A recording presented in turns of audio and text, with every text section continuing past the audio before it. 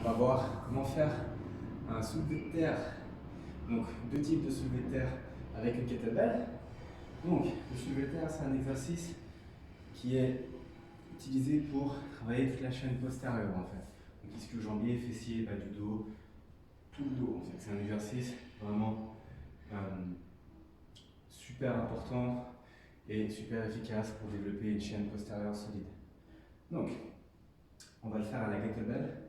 Important sur cet exercice, pousser les fesses en arrière, ok, on pousse les fesses en arrière et en fait on va basculer les hanches vers l'avant. Donc je vais prendre ma kettlebell, une fois que je l'ai prise, je vais serrer un peu, je vais rentrer le coude pour rentrer un peu mes dorsaux et rendre mon haut du dos bien gainé. La tête bien alignée aussi, je ne veux pas la regarder vers le ciel, je reste bien aligné avec la colonne, hop, et quand je vais monter, je vais basculer mes hanches vers l'avant. Je pousse mes fesses en arrière, je pousse mes fesses en avant. Là, j'inspire, grande respiration. Hop, et je bloque.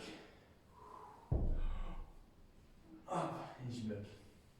Dès que le poids va commencer à monter, déjà je vais garder le poids bien proche de moi. Et dès qu'il commence à monter, je bascule le plus vite possible mes hanches vers l'avant. Et je ne vais pas faire une hyper cambrure. Je reste bien droit, je serre mes fesses.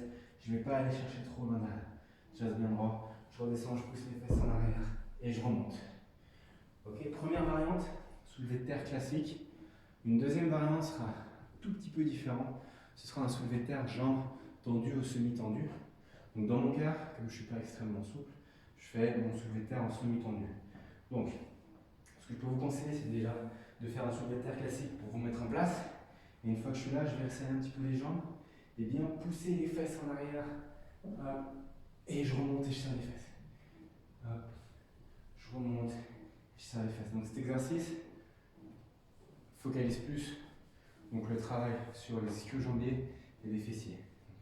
Je remonte, je reste bien droit, tête bien alignée avec la colonne, je sens la poitrine, je descends, je descends, je descends, je descends, et je remonte et je serre les fesses. Hop, hop, hop, hop, hop, hop, je remonte, je serre les fesses. Je contrôle bien, le poids bien proche de moi, etc. Ce qui est important ici, c'est que, je ne dois pas faire de flexion.